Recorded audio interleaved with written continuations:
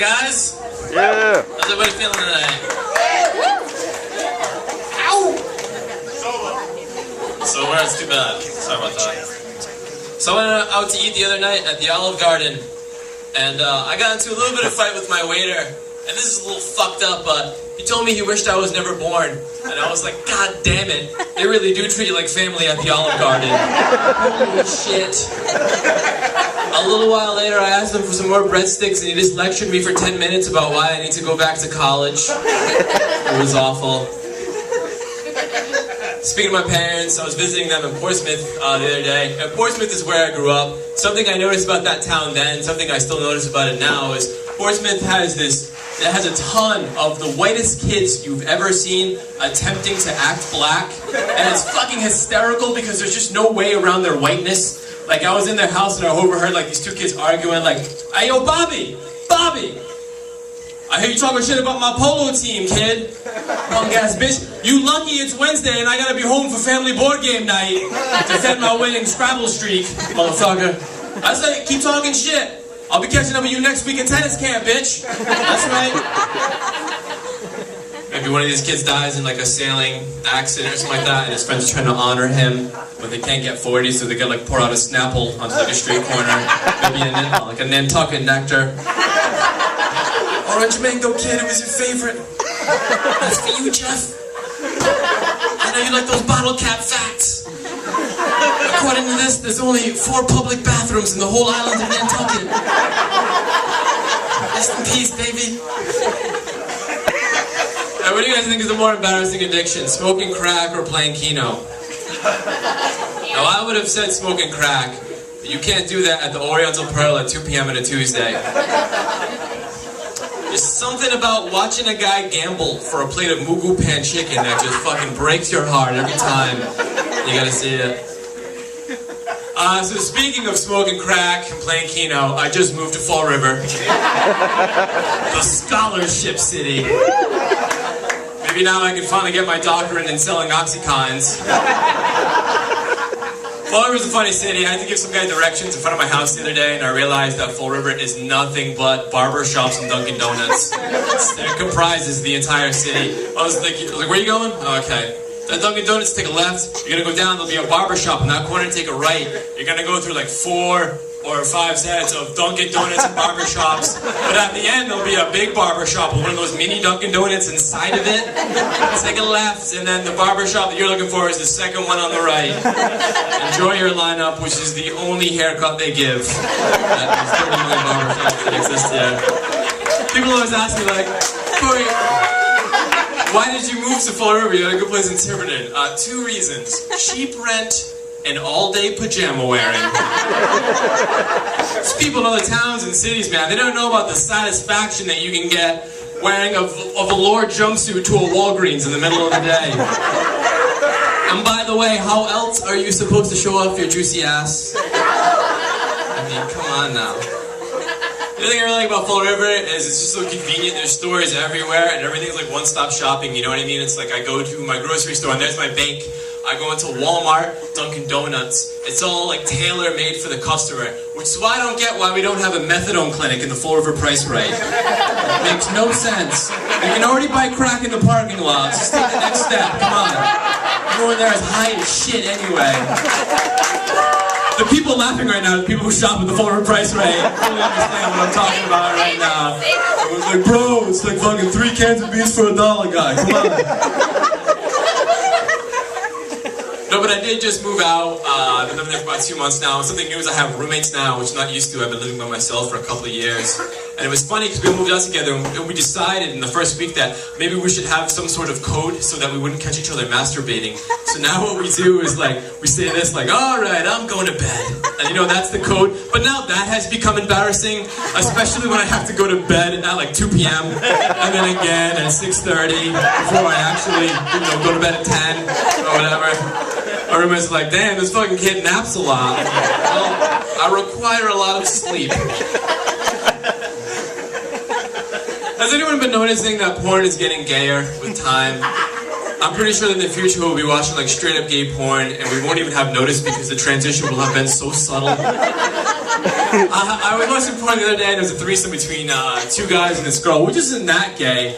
But then, in the middle of it, both these guys decided that they want to put their dicks in the same place at the same time. You know what I mean? And a line was crossed when that happened, as far as I'm concerned. Before that, it was two men and a woman having sex. After that, it became two gay men having sex inside of a woman. She was just the setting. I think in their head they were like...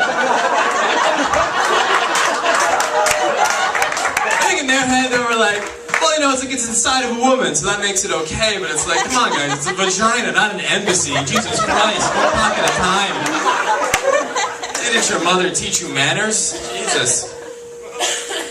Speaking of parenting, they say, you know what's a good way to know if you're a good parent? Raising dogs. They say that like raising a dog is a good way to see how well you do in being a parent. And I was thinking to myself, wow, that's gotta be true.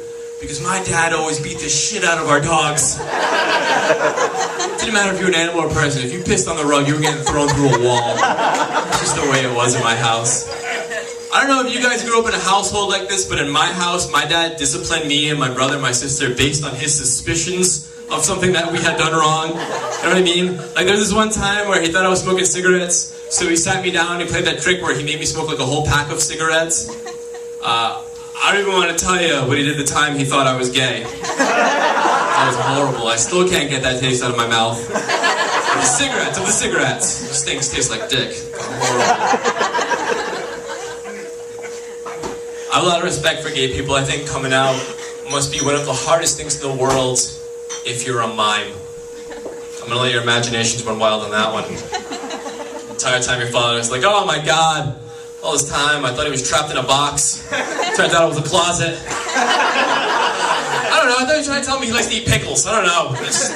I never put two and two together. I really like my dad. My dad actually is a really good guy. I feel bad for him because I kind of got him arrested a couple months ago. And this is a true story. The beginning of the story is I was arrested for the first time ever earlier this year. I got a DW, driving while in Tiverton. That's what I was doing wrong. I was driving in Tiverton. And long story short, I was pulled over and arrested for a really bullshit reason. And a week later, I was at my parents' house and I was telling the story of what happened. And my dad freaked out. And just to clarify, my dad fucking hates cops. My dad hates cops more than a homeless person hates rain. He hates cops more than girls hate other girls who are hotter than them. That's how much this man hates cops. So when I told him the story, he's like, fuck that. It's fucking bullies. It's dickheads. You know what you should have done? You know what I would have done if I were you? I would have told those cops to go fuck themselves. That's what I would have done. That's what you should have done. Fuck them. I was like, well, he's like, what are they gonna do? Arrest you for swearing?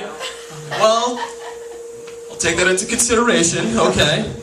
Well, the funny part is the very next morning, my phone rings at like 6 o'clock, or I don't know, whatever time jail opens, that's what time my phone rings at. The very next morning, and this is a true story, this really happens. So I pick up the phone, it's my dad. You know when someone's giving you bad news, I try to small talk you before they actually give you the bad news? He's doing that, he's asking me to return a drill and shit like that, and he's like, by the way, can you do me a favor? You think you can come to the Portsmouth police station and drop off 50 bucks? I was like, yeah, what happened? And he was just like, well, I got pulled over last night in Portsmouth, and obviously I was mad. And you remember yesterday when I told you that you could tell a cop to go fuck himself? I might be wrong about that one. This thing of disorderly conduct, and I don't know. Well, yeah, I need 50 bucks in a ride home. Can you do it or not? I'll leave you guys with this one. I read an article the other day, some scientist wrote, and he was talking about how he believes that the human race is evolving into two separate species, and it's divided by intelligence. So he thinks in the future there's going to be this race of super smart people, and then there's going to be, you know, like Walmart readers and insane clown posse fans and that sort of thing. I almost said insane clown posse fans and backyard wrestlers, but that just would have been way too redundant. That's all I wanted to say. But I read the whole article, I thought it was total bullshit, but then I saw something later on that kind of changed my mind about it. I was watching TV, and I was watching the Discovery Channel, and they had this show called Into the Universe with Dr. Stephen Hawking, who was like the world's smartest man, and he's talking about like time travel and the fourth dimension and aliens, and I'm just blown away by how a person could be this smart. So as I'm trying to wrap my mind around some of the things he's saying, I noticed an ad for another TV show, also Discovery Channel, called I Didn't Know I Was Pregnant, which is a real show about real women who really did not know they were pregnant. And this show has seasons. There are seasons of this show. That's how many times this has happened, apparently. You ever see something that makes you embarrassed to be like white or black, or to be a man or a woman? This fucking show made me embarrassed to be human. I was embarrassed on behalf of our entire race. Because for ladies, how fat and disgusting do you have to be that pregnancy doesn't even make a dent in your normal day-to-day appearance? You know what I mean? It's like, how do you not notice that? And even grosser, men, why are we fucking these women? Why? Why does that happen? I've never been one to judge, but it's just like, you'd probably be better off just going home and humping some beanbag chair furniture. Jesus Christ. But it led me back to this theory that humans are evolving. I was like, Jesus, not only is it gonna happen, it's already happening. Because look at what's going on. You have some people that are trying to figure out how to skip matter through wormholes and thinking about time travel and shit like that. And then you have other people that are like, am I taking a shit or am I having a baby? What the fuck? Oh, apparently it's both, okay. Alright guys, my name is Tenchara. Let's give it time.